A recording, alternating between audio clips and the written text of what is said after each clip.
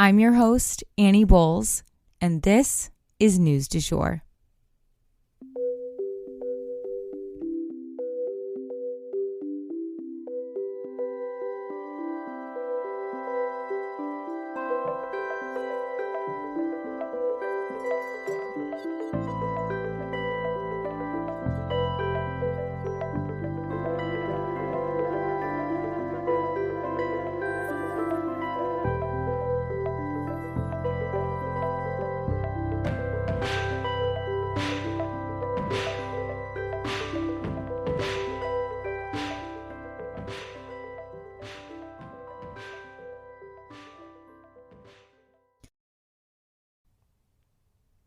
Hey, you guys, thank you so much with your patience while I was traveling and, taking off for my birthday. Today, I have a bonus episode for you guys, and it is a little bit delayed, so I apologize. We had about a dozen mishaps coming back from our trip, and if you guys follow me on stories, it has been a rough 48 hours for us in general as a family, but I really appreciate your patience. Long story short, today we're going to discuss what Senate Bill 1470 is all about. What are the specifics of this legislation? What will it do? What case inspired it? And then also we're going to dive into who Colleen McCarty is and what Appleseed is, because this is the group that's really built this legislation, put it forth, and this is the second iteration of this legislation, so there's a lot to go over here. But today is an especially exciting day to be sharing this episode with you guys because as of yesterday, we passed our bill out of Senate Judiciary Committee. I literally got home from New Orleans, wasn't even in our house for 30 minutes. I changed clothes, brushed my teeth, and literally got right back in the car and drove up to Capitol Hill because I know how important it is to physically show up on Capitol Hill. They look to see people showing up in numbers and seeing that constituents care about things. So to me, it was really important to physically show up. And lucky for me, I got there right as they had passed it 11-0 unanimously. So again, this is a piece of legislation that is completely bipartisan. This is something that both sides of the aisle really support. And to sum it up in a really succinct way, Senate Bill 1470 would lesser sentencing for anyone who has been abused at the time of their crime or up to a year prior, or require judges essentially to take that into account. Did this affect their committing this crime? Because a lot of times what we see when a victim has been abused, they're forced to carry drugs. They're forced to steal things. They're forced to defend themselves. And long story short, after they've committed these crimes, they often face really serious sentencing, especially here in Oklahoma, where we have some of the harshest sentencing laws in the country and the highest incarceration rates overall in the country, as well as the highest female incarceration rates in the country. And there is a huge connection between our being number one in domestic violence and being number one in female incarceration. We know that those two things are linked. And this bill is set to potentially lessen sentencing for hundreds of women who are already serving really lengthy prison sentences that had to do with their abuse. So we're going to discuss one case, the April Wilkens case. There's also a podcast on the subject called Panic Button because April was literally so afraid of her abuser that she wore a panic button around her neck in the 90s, you guys, that would call the police if her abuser was around. And she had to call the police many times to try and defend herself from her abuser, and ultimately had to defend herself because that's what it often comes down to. She's now serving a life sentence for defending herself against her known abuser. So April is someone that we are really trying to champion, but there's hundreds of women in Oklahoma who have similar situations that this law would help reduce sentencing for. So without further ado, I'm going to go ahead and introduce Colleen McCarty to you guys, and we'll get into the details of Senate Bill 1470. I am so excited to introduce Colleen McCarty, founding executive director at Oklahoma Appleseed. She is leading the fight for SB1470 that Sugar Free Media and News du Jour is endorsing and helping to champion. So I wanted to chat about all of the specifics of this bill with her so that you guys are fully informed and have a place to sort of direct people to get all the details. Let's jump in. Hi, Colleen. Why don't you start by telling us where you were born and raised and how did you become an attorney? So I was born and raised in Tulsa, Oklahoma at St. Francis Hospital. And I became an attorney actually in the middle of life. So I didn't go straight through from undergrad. I was in corporate communications and training. And I was a young mom. I had a 4-year-old and 8-month-old when I decided to go back to TU law. Yeah. And I did law school with a young family, which was an adventure. And then I passed the bar in 2020 and here we are. Amazing. Why don't you tell us about Oklahoma Appleseed and your role there? Sure. So Appleseed Network is a national network of legal justice centers around the country. There are 18 centers. There's one in Mexico City. There's one in Hawaii. Trying to get a transfer pass to that one. But the network was formed in the 1990s by a bunch of Harvard law grads that had gone out and created these like storied legal careers, and then they came back together at a class reunion and decided they wanted to use the law for good. They felt like the purpose of the law was getting lost in making money. And they knew after their long careers that there's so much good you can do with the law, but you have to be dedicated to that. And so they founded the Appleseed Network. It's called that because it's like Johnny Appleseed, like spreading the seeds of justice. It's kind of cute and kind of 90s. And then Oklahoma Appleseed was founded in 2022. It's the newest center. We're the baby center right now. And our focuses are on criminal and juvenile justice, education justice, and election justice. So what those are basically, criminal and juvenile justice is just making a more fair and just system for the courts. Education justice is making sure every kid in Oklahoma has access to free and adequate public education and all of the things that come along with that. And then election justice is making sure every eligible voter gets to the polls. And so that was what our board decided were some of the most systemic issues facing our state. And so we use several tools to advance change in those issues. Some of it's legislative advocacy at the Capitol. We do litigation when we feel like there's no way forward other than to just go to court.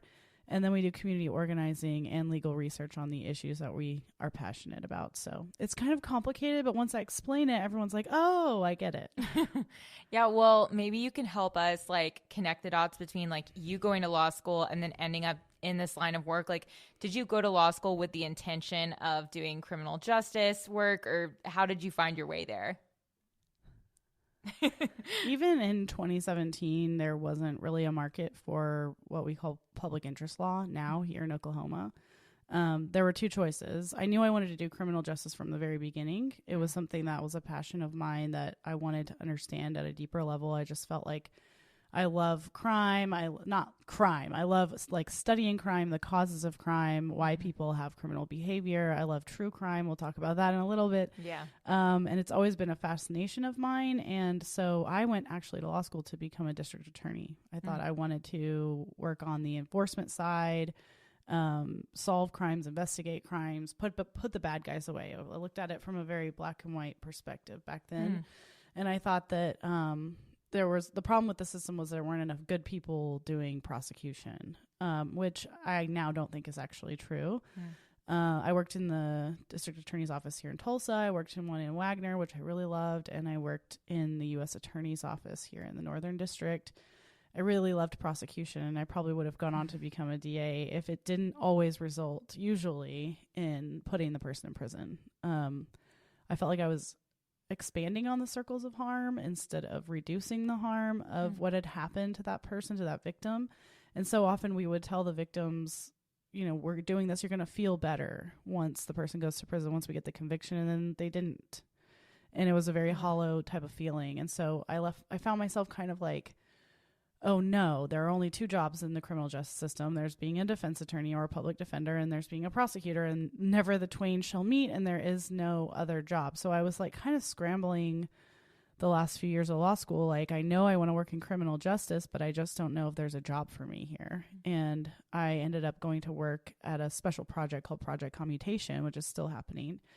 And I got to help aid in the reduction of sentences for people who had 780 crimes. So if you remember, in 2016, Oklahoma passed State Question 780, which reduced drug possession from a felony to a misdemeanor and several other low-level crimes. Well, there were people still serving prison time in Oklahoma on those crimes, like for 20 years, 30 years. I've seen some people on life for those types of low-level crimes. And so we had to go before the Pardon and Parole Board. We got to go before the Pardon and Parole Board. I got to represent about 18 people that first time and around Christmas of 2018. And I and several other law students did, and they were all approved for sentence reductions. And it was like this cresting wave of reform happening in the state, where we recognized that the way we were doing things, it just wasn't working. That the sentences were just too long. It was too expensive. It was a waste of human potential. And so that was kind of like my introduction to what we call public interest law on the criminal law side. And then I got to go work at Oklahomans for Criminal Justice Reform, which is a statewide nonprofit that works on legislative change. And I had a lot of fun doing that. I got to be their deputy director. And then I was approached by Bennett Magnuson, who's the executive director of the National Appleseed Network, to start the Appleseed here. And it's been a huge whirlwind, exciting, fun, exhausting, Sisyphusian, if you will.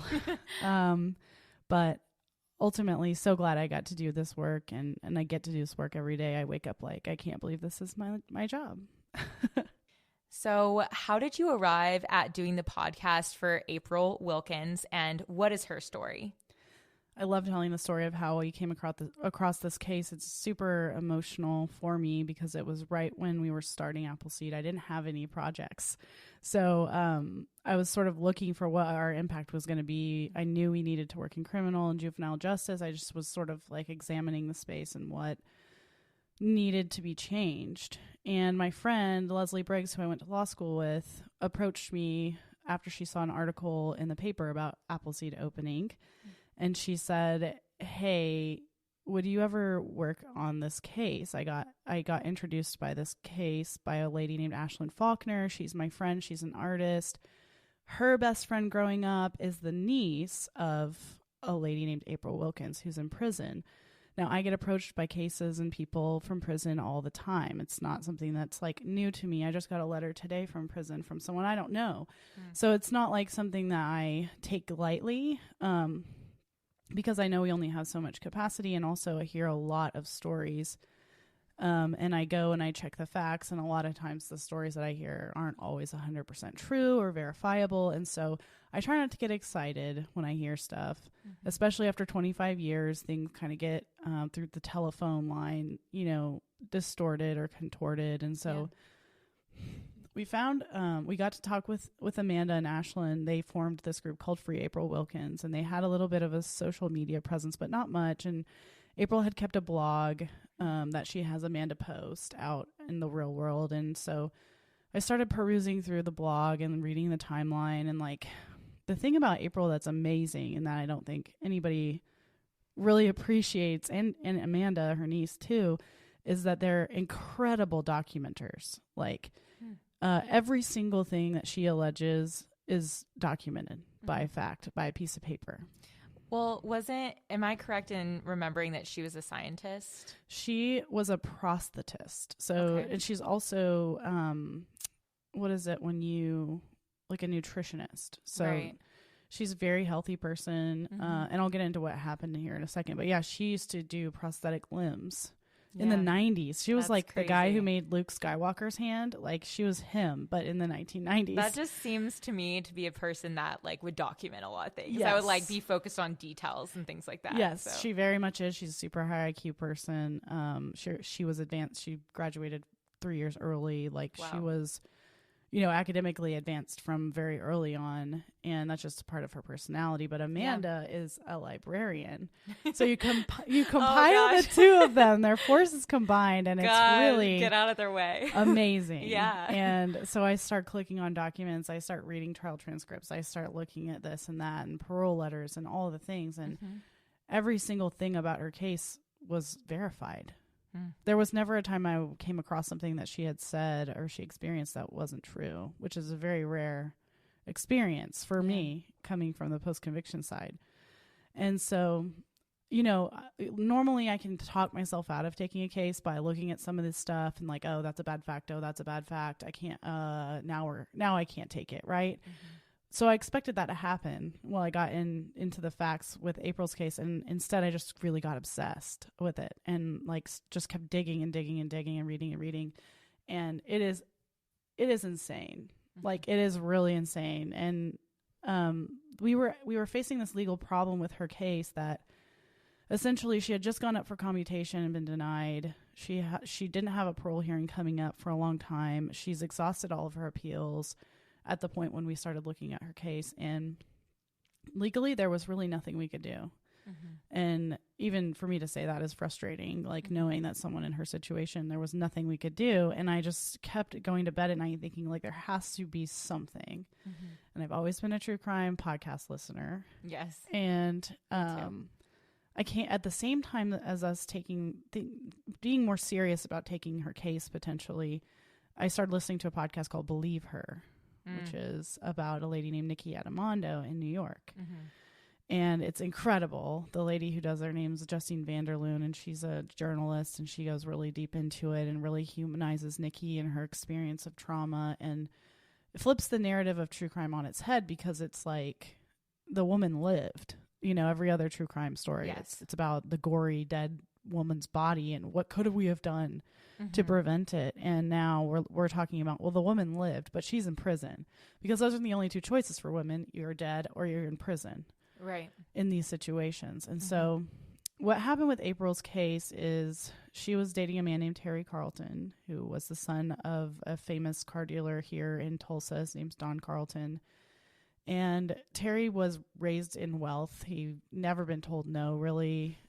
They traveled the world with all these trips for all of these car dealers. And he would use the women coming to the dealership as like a way to meet girls. And so he would have the salesman on the floor bring him any cute young girls coming to shop for cars. Dental Associates of Northern Virginia redefine what it means to visit the dentist. Get top quality personalized support from committed experts who prioritize the well-being and satisfaction of you and your family. Care is centered on a highly personalized treatment plan backed by the trust and support of long-lasting relationships. Schedule your next appointment by visiting dental1-va.com/offer/SiriusXM. And he met April that way. So she was there shopping for a car. She had just opened her prosthetics business, her own clinic. She had graduated from OSU. She was a sorority girl. Pretty normal Oklahoma girl life. She lived in Kellyville. And they start this whirlwind romance. You know, he takes her to Dallas on their first weekend on a private plane.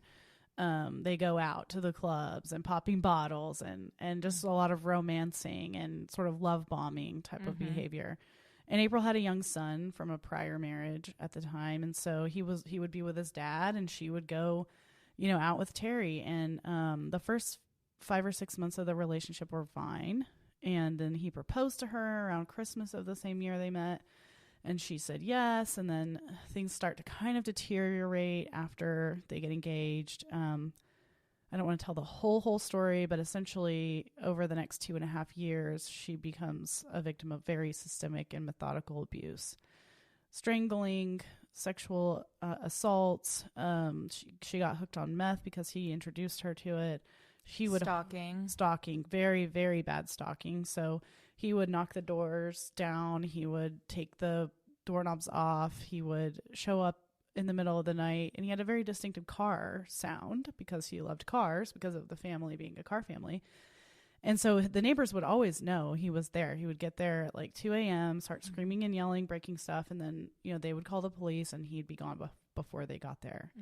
So it was like known in the community that he was treating her like this. And, you know, we can never verify this fact other than April telling it to us. But according to her, he would bribe the police. So he would say like $500 is how much it costs to buy a police officer in Tulsa.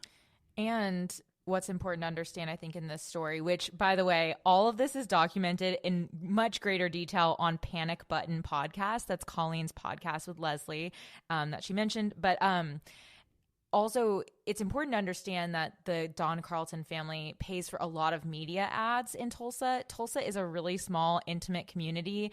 And in that sense, they were kind of in bed with the media. So it was hard to get a story out. It was hard to get the police to take them seriously because, again, this is a really well-known, a family with a name in Tulsa. Powerful. Yes. And that comes into play later too, like over and over.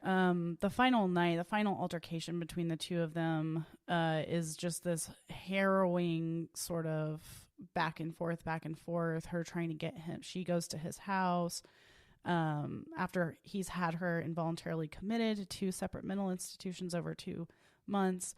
And, he's trying to get her to take drugs. She doesn't want to take the drugs. It's up and down. She's trying to get him to go to sleep so she can leave. She knows that if she leaves, he'll chase her. He's done it before. He's faster than her. He's pulled her back inside by her hair before. That was witnessed by the neighbors. And so she's really it's very survivor behavior. And we talk about that on the podcast a lot, but it's counterintuitive to anyone with a logical bent, right? Like, why would you stay there? Why would you go to his house? Why would you do these things?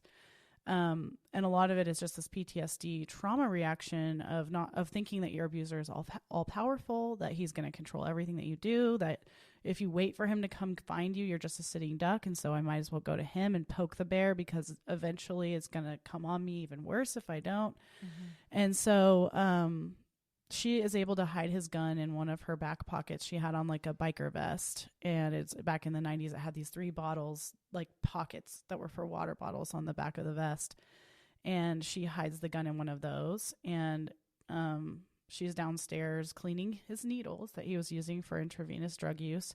And he comes up from behind her and puts the handcuffs on her hands. He puts handcuffs on her hands from behind, so she's handcuffed in front. And then he's dragging her to the couch, telling her he's going to rape her and kill her. And this is our last night together, and all of those kinds of really scary things. And she believed him.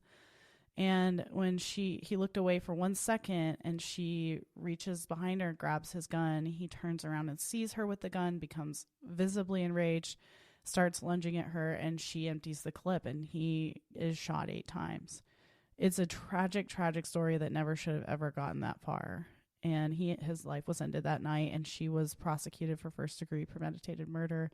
Within 24 hours, they filed the charges, which if you listen to true crime, like a lot of times it takes a lot longer to ground a first-degree murder charge than 24 hours. But it just shows you that they really had no intent in believing that this wasn't an intentional murder. The deck was stacked against her from the very beginning.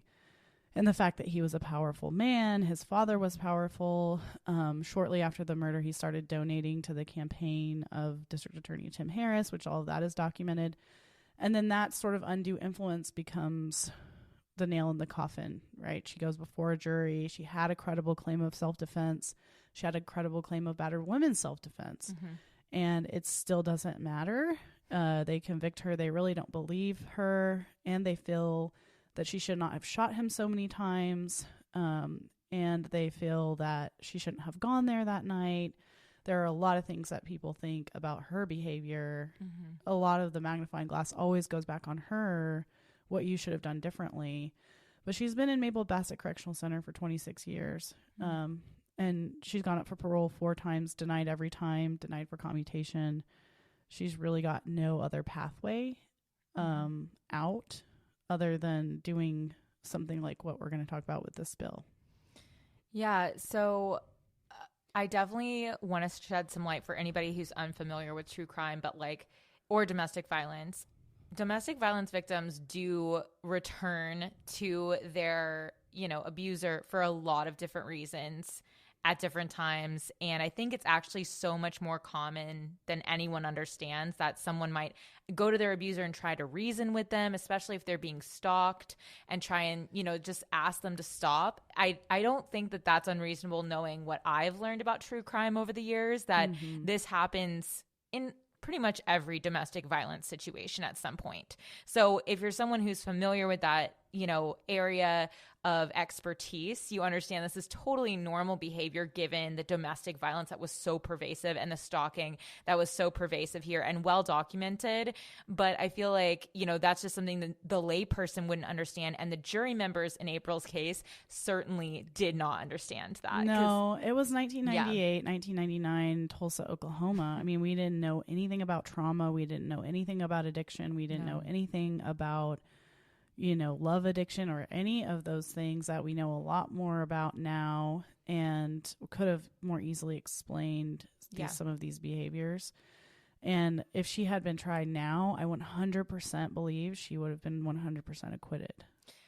Same here, and not that I'm an expert the way that you are, but I do consume a lot of true crime, and I feel like this case is so cut and dry self-defense, and that's what's so maddening about it. But tell us a little bit about how you got from doing this podcast to wanting to pass this bill, because I think, maybe answer sort of why you're not going to retry the case or how we've exhausted all other options for April. Yeah. Well, I'll tell you kind of how I got the idea about the bill is actually from that podcast, Believe Her. So Nikki Adamondo was a similar case to April in New York and went away for a 19-year sentence where kids were very young for arguably fighting back against her husband, who was a very covert abuser. And no one believed that he was abusing her. Wow. And they found all this evidence on a secret Pornhub account that they had to introduce in her appeal for a shorter sentence of him using her as a sex slave and things like that. So horrific case. But she applied for resentencing under the New York Survivor Justice Act that they passed in 2019 and received relief, got her sentence shortened to, I think, 9 years. And so she's actually home now. She just got out last week. Oh my gosh. Which is a huge, maybe 2 weeks ago, which is a huge deal. There were so many advocates working on her behalf, but I just got this idea from that. Maybe there is a way that we could go about this that's legislative, because what happened after April got tried is, she spent all of her family's money was spent on her defense attorney, and there was no more money left for an appeals attorney. So she got someone to do it pro bono. He actually left her in the middle of her first appeal and just didn't ever come back. No. So she ended up having to do it all herself pro bono, which I don't care how smart you are or how brilliant or how genius you are not going to be able to navigate the ins and outs of a criminal appeal on a murder case unless you are a trained attorney. I even have trouble doing any of that, and I am a trained attorney, and I just don't have the experience. Yeah. There's so many procedural hurdles. There's so many things you have to know about, and so she raised a bunch of grounds under that, and none of those the court found persuasive. And when you appeal the first time, that's really your time to bring everything that you know about or could have known about even. Yeah. Even if you could have known about it but you didn't, if you don't bring it that first time, it's done. And so there were several things that she wished she could have brought in that. She did a post-conviction relief application in the 2008-2009 period of time. That was unsuccessful. And then I think she really thought through the 2010s that she would get parole because she's eligible for parole. That hasn't happened. And so it was really there were no other legal avenues. There are limited amounts of legal avenues for anybody. Even if you can show that you have DNA that you didn't do it, you still have to go through a mazillion different steps to try to show the court I didn't do it, here's the proof, and it's newly discovered, it's not something I could have found earlier. It's just our legal system really prioritizes finality over fairness. Yeah. And once it's done, it's done. And we don't really care if we got it wrong is the vibe. And that's what's so infuriating about it. Mm-hmm. Yeah, I think, well, first of all, I'm really saddened to hear that her family spent so much money on that defense attorney, because if you listen to Panic Button podcast, you'll hear how he was, just not the best. He made some choices. It was really more not choices he made, but things he didn't do, his lack of action in a couple different really key areas of her case that I think led to this conviction that she's facing now. But something else surprising that I heard in Panic Button podcast was how difficult it is to get parole in Oklahoma. I had no idea, even if you check all the boxes, it's usually a no. I did not understand that. Do you have numbers to that at all? Like, I don't. I can probably pull some for you and put in the show notes. Perfect. But parole grant rates are incredibly low, especially if you have what's termed a violent crime. Murder is, of course, a violent crime. You have to get governor's approval after you go to the Pardon and Parole Board. And you might be thinking, well, she probably has a horrible prison record. Actually, she's not had a prison misconduct since 2001. She's a model prisoner. She's created programs for other prisoners around physical health. There's one called PHI, Physical Health Institute. She runs a freaking 5 miles around the yard every day. She never gets into trouble. She never starts anything. I think she's going to be the president of the Inmates Council or something, she told me. I'm obsessed with her. So there's, I love her so much. There's literally nothing she could do differently than what she's done. And she is basically at this point in my mind, kind of like a political prisoner.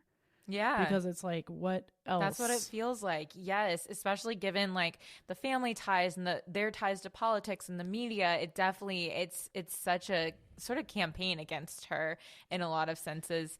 Okay. So let's talk about the bill and how SB 1470 would help not only April, but also anybody else who's facing a similar situation. So the bill is like I said, based on the New York Survivor Justice Act. And it was passed in 2019, and it created a basis for resentencing for survivors of domestic or interpersonal violence. Essentially, there are two pieces to it. There's the piece that goes forward looking from the date that the bill goes into effect. After that, if you're being prosecuted after that date, you can do what's called a mitigation hearing for your survivorship if this passes. So then you've already been found guilty of whatever the crime is. You can enter the evidence of the abuse at a sentencing hearing or a sentencing mitigation hearing. And if the court finds that you were abused and it was substantially related to your crime, then you can be entered into a lower sentencing category, basically, or range. And so that's the forward-looking piece. And then the most important part of the bill that we feel very passionate about, obviously not just because of April, but because we've uncovered many, many other people like April. This is not just a one-off. And that's what people tell me, well, why are you making a bill just for one person? And it's you don't understand. This is actually a very pervasive problem. Mm-hmm. I see these people, they write me letters. We've gotten over 150 surveys back from Mabel Bassett alone. And not all of those people would qualify for relief because of the way their crimes happened, but a lot of them would. And so the bill has to have a look back where people who are currently serving prison time can apply for resentencing and get a shorter sentence. Mm-hmm. And it's in there right now. Basically, the same sentencing procedure that would apply to you on the front end of the bill would also apply if you're already in prison. Mm-hmm. You just have to go through the procedure to fill out the application and go before the court. And they have to, again, find that, this did happen, and you have to have the documentation, which is another hurdle that people have to have, especially on some of these older cases where documents just don't exist anymore. Mm-hmm. But that's the burden that we have to put them up against. We can't just say anybody can go, because then everyone starts freaking out that, oh my God, everyone's going to get out. It's not about everybody's getting out. It's not about letting out dangerous criminals or anything like that. It's about giving these people who would not have been in prison had they not been a victim. Their victimization is the reason that they committed their crime. And those people deserve a chance to have a shorter sentence than someone who just committed their crime without that. So that's the basis for it. So we've been working for 2 years to get a bill like this introduced and running in the Oklahoma legislature. We had one last year. It didn't pan out the way we wanted it to. So this year, we've gotten some really great authors. Pro Tem Tree in the Senate. He's the president of the Senate. And then we've got Floor Leader John Eccles in the House, he's a representative in the House of Representatives in Oklahoma. And they have seen the movement behind this. They've seen our community organizing and our powerful voices that have been lifted on behalf of these survivors. It's really very heartening, and it makes me feel hopeful about the future of our state. So the bill is SB 1470, and it is about to go before the Senate Judiciary Committee. It is I say to people, it's the least we can do, because we are not going to stop domestic violence. We're not going to prosecute domestic violence. We're not going to answer domestic violence calls very effectively. Not yet. I don't have like a lot of hope that we're doing next. Those main things are going to change. And so in a landscape like that, where you have such pervasive domestic violence like we have in our state, there are going to be a certain percentage of people that fall through the cracks like this in the legal system. They have done something as a response to their victimization that we find untenable as a society. They need to have some criminal consequences, we think. I would like us to get to a place where we're not prosecuting victims at all. That would be great. Yeah. But we're not there yet. And so the least that we can do is not sentence them to life in prison. Yeah, there's just so much, like you said, if this case was tried today, it would have just been, we would have brought all this understanding, all this knowledge that we have now about all the different factors that went into April's case. So I really encourage you guys to listen to Panic Button Podcast and talk more about, or just hear the details of April's life story as well as her trial. Because that, I think, was the biggest, like, tripping at the finish line kind of moment. Like, I think they're even back in that era, you could have really made a self-defense case, but it was like the case never happened. It's almost like her attorney just didn't show up with the weight that he needed to bring to really show up for April to make the self-defense claim. Yeah. I mean, there was just so many whiffed balls in that. And yes. Like, even now when I look at the trial transcripts, because we just did some filings on her, and so I had to go back and look, and the crime scene evidence, like, as a true crime person, I know they say when you go to jury selection, like, don't think that this is like going to be like CSI, or don't think that this is going to be like whatever, dun what's that one, Criminal Minds. Don't think it's going to be like that, because this is the real world and we don't have those kind of tools. And it's like, but didn't you have like eyes? Because yeah, I mean, it's honestly, you can see from the way he's laying on the ground, you can see the way his foot is positioned, that he was lunging. You can see like where the way the bullets went in. Yeah. You can see that his hand was out towards her. You can see that. And then the prosecutor gets up in her closing argument and just makes up a story about how he was sitting in a chair playing music when she came down the stairs, barreling down there with a gun in her hand with malice intent. And she says that at closing, and no one refutes it. No one says anything. It's just crazy. That's insane. And you're just sitting there, like, listening. You're reading these trial transcripts, like, this cannot be our justice system. Yeah. But it is. Yeah, there were so many moments during when I was listening to Panic Button that were like scream in your pillow kind of moments where you're like, ah! Like, I cannot believe that really happened to a human, like to April, who, again, by all accounts, was such a stand-up human being. She was a great mom. She was running her own business that was a really advanced, like, intricate medical technology business. Yes. I mean, she was such a badass by, like, every benchmark, and I'm really hoping I get to meet her and get to take you guys along for that, because I'm kind of fangirling over her. I'm not going to lie. I just feel like she just really, like, did some cool things with her life. She was a very productive member of society and never was disrupting anything in her life until this happened. And I think that needs to be taken into account when you're looking at sentencing someone to their entire life, you know? And anyway, back to the bill. This bill would not just help someone like April, but also other women who are in similar situations. So in a sense, like, rather than like retrying April or like sort of beating a dead horse with the court system there, Appleseed is championing this legislation to, you know, basically going forward, someone who's in this situation can have a lower sentence. So talk to us about the timeline of events. You know, we touched on the fact that it's going to Senate committee.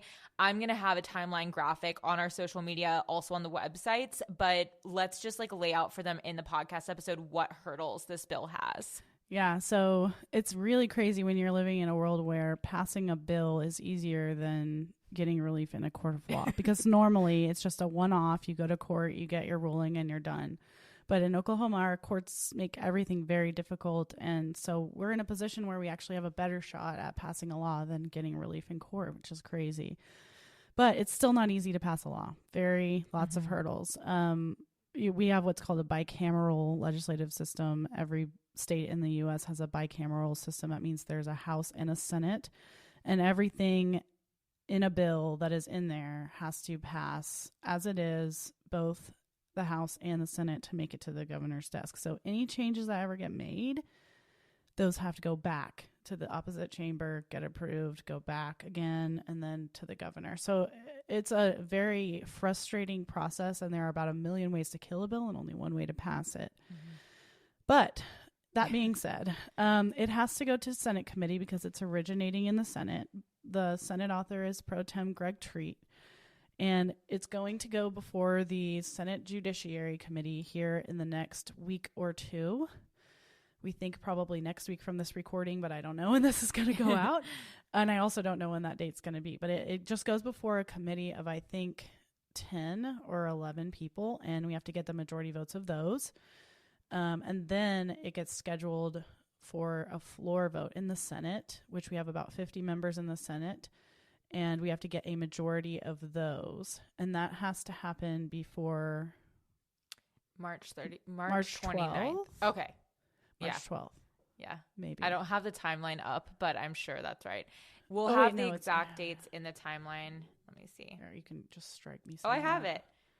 Okay. Senate vote has to happen before March 21st. Yes. So that's the deadline for bills to come out of the Senate that start in the Senate.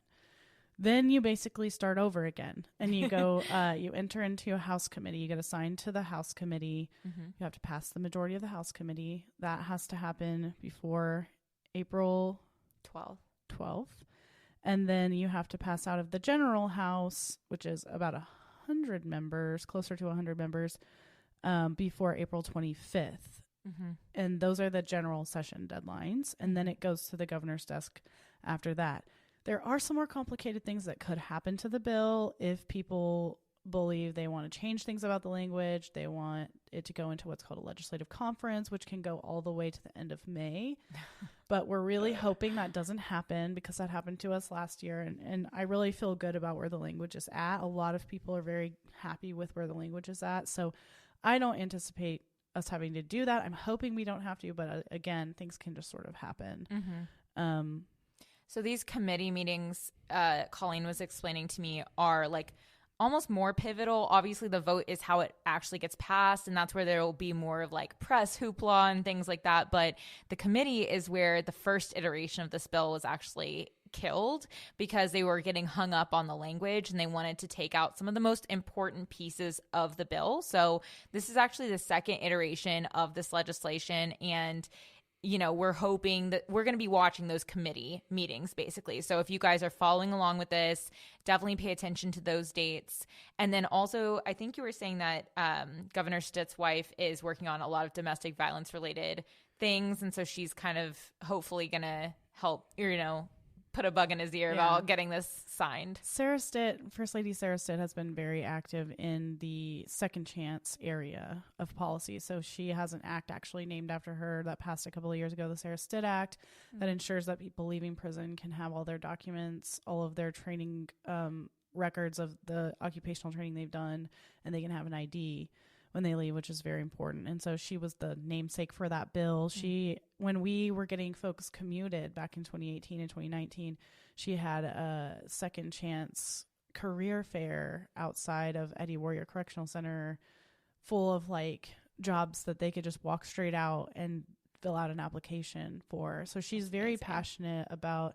She just came out with a story in the Tulsa World about her work around hope and how hope is like a science. And so, there are bright spots happening in Oklahoma, and I think she's one of them. And I know that her heart is with a lot of these survivors. And then also Pro Tem Treat's wife has been very active in domestic violence. She's on the board of YWCA Oklahoma City. Awesome. And she's been a very outspoken advocate for survivors. So I know we've got great company working on this.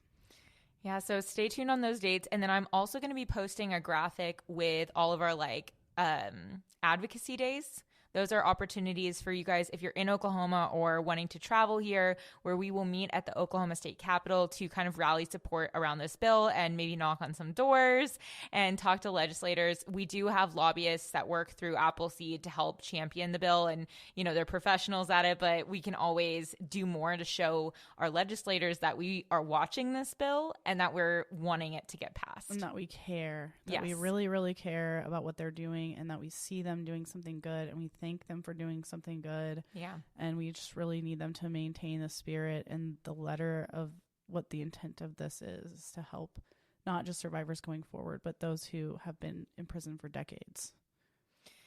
Amen to that. Yeah. So let's talk about how people can help. Calls to action. Do you want to take it away? Yeah. I mean, there's so many things you can do. You can go to oksurvivorjusticecoalition.org and sign up to join the movement. That will put you on a list of volunteers. That gets you our emails when we're going to the Capitol, all of our events, any calls to action about the bill specifically, like, oh, it's going on this agenda, we need you to call these people, those kinds of things. But then also you can just find out who your legislators are, your senator and your representative, and call them. Their phone numbers are on the House and Senate websites. You can leave a message with their legislative assistants. Sometimes they're not there, but you have to tell them, please notate that I want my senator or my representative to support SB1470. It is important for you to say, I want you to write this down for him or her. And they do take note, and they do take those back to their members. And so that's a good way to do it. Also, emailing is fine. You should be able to get to their they have contact forms on each of their sites for, like, when you look up their names, they come up with a little site for their emails. So contacting them, going up to the Capitol, setting meetings with them, they are your representatives. You don't have to be someone with power or money to access them. That's not how it should be. They work for you. That's right. Yes.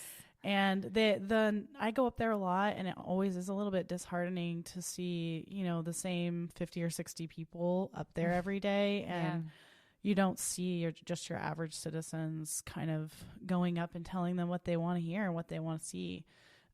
Because we're overworked, we're tired, and we got kids, we got stuff going on, and it's hard to take time to go up there, especially if you don't live in Oklahoma City. So 100%. It can be hard and intimidating, but, like, honestly, once you do it, even once or twice, you feel like empowered, and like they're listening to you and they care. And they do. Most of the people up there, they really go into public service because they want to do something good. And this bill honestly gives them a perfect opportunity to do something that is good for everyone. All of the people on both sides of the aisle have reasons why they support this. And it's not every day that they get legislation across their desk that can make almost everybody happy. Yeah. And this is, it hits so many chords. I feel like the reason it's getting, a lot of support right now is we know that we have some of the highest incarceration rates across the board in the country. And so I think everybody is like, that's a problem. That's a huge, tax dollar drain. And how can we, like, alleviate that? And I think this is a really obvious way. Also, if you are, like, intimidated to call or to go, please DM me and I can send you a script or, like, a little piece of paper that you can go and just drop off at someone's office. It really doesn't have to be complicated or scary. And I'm here to, like, handhold in any way that I can. So shoot me a DM on Instagram or, feel free to email me. My email address is always in our show notes, and I'm here to, like, help facilitate any advocacy that you want to do. I would also invite everyone who's listening to come up to the Oklahoma Capitol building on February 27th. We will be there with the coalition of folks that are fighting for this bill. We're calling it OK Survivor Justice Day. And we'll be there from 10 a.m. to 2 p.m. We will have handouts, talking points, hashtags, all kinds of QR codes, anything that you need to be a better advocate. You don't have to know everything. You don't have to know really anything. You just have to know, I care about survivors of violence and I want this bill to pass. That could be as simple as what you say. Yes. Even just having you there, your body there, that we can show the support for this is very, very powerful. So I would invite you to come.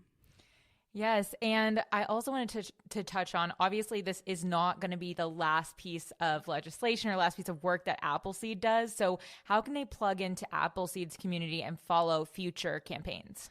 So our most active platform is Instagram. Our Instagram handle is at OK_Appleseed. We try to post about everything that we're working on. This is just one of the projects that we have going. Like you said, we work on a lot of education stuff. We have another coalition going on education justice right now. So if you're interested in all that stuff, you can go to our website, okappleseed.org, and sign up for our newsletter. I will say I don't get that out as often as I should. The Instagram and the Facebook page are really the places where you can get the most updated information. So perfect. And then we always end off, it's cheesy, but what is your favorite quote and why? Am I putting you on the spot? I did not prepare for this, but That's I'm just going to say the one that comes to me is the one that's like, never doubt that a small, dedicated group of people can change the world. Indeed, it's the only thing that ever has. So I think that was Margaret Mead. And I think about that almost every day because, like, well, a lot of the things that we don't like happening in Oklahoma are being led by a very loud minority. There's also a very loud minority working on good things. And we just need to be a little bit louder. Will you guys help us be louder? Here are a couple different ways that you guys can do that. First and foremost, there is a petition link in our show notes. It has a ton of other resources linked on that page, such as the exact bill itself and lots of other information that further explain the bill. But if you're ready to sign, we would so appreciate your signature. Again, it's linked in our show notes, but you can also follow along with OK_Appleseed on Instagram and OK Survivor Justice on Instagram, where I will be posting quite a bit for calls to action. I'm also going to be posting a timeline of events so that you guys can follow along. Reaching out to your representatives in Oklahoma will help immensely. Or if you're from out of state, you can always reach out to our governor and let him know that you care about this. You can sign the petition regardless. It's just important to get pressure on our legislators so that they know that a lot of people are watching this and that we care about getting Senate Bill 1470 across the finish line. I just wanted to say a huge thank you to you guys for showing up here. I keep getting emotional when I'm recording this. I just know that you guys care so deeply, and I wanted to thank you for caring so hard and for showing up and for helping us continue this fight. I think a lot of us in this community have been looking for a way to help domestic abuse survivors, especially here in Oklahoma. So this is one way we can do that. So if you have any questions, slide into my DMs, slide into my email inbox. Everything's linked in the show notes. And I hope you guys will take some action to help us support Senate Bill 1470. If you enjoyed this episode, please subscribe on whatever podcast platform you use to listen. A rate and review on that platform or a shout out on social media would mean the world to us and help us to be able to keep creating the news du jour and reach more people who need a calmer space to consume the news. But the best way to support all of our work is to become a patron at www.patreon.com/sugarfree media, and that is also linked in our show notes. You can follow us on social media at newsdujour.podcast on both Instagram and TikTok. You can follow my personal account at It's Annie Bowles on both platforms as well. Any little noises you may hear in the background are my rescue pup. He has a little separation anxiety and always records with me. We appreciate you listening and look forward to telling you about the news again next time on News du Jour. Broadcasting from Oklahoma.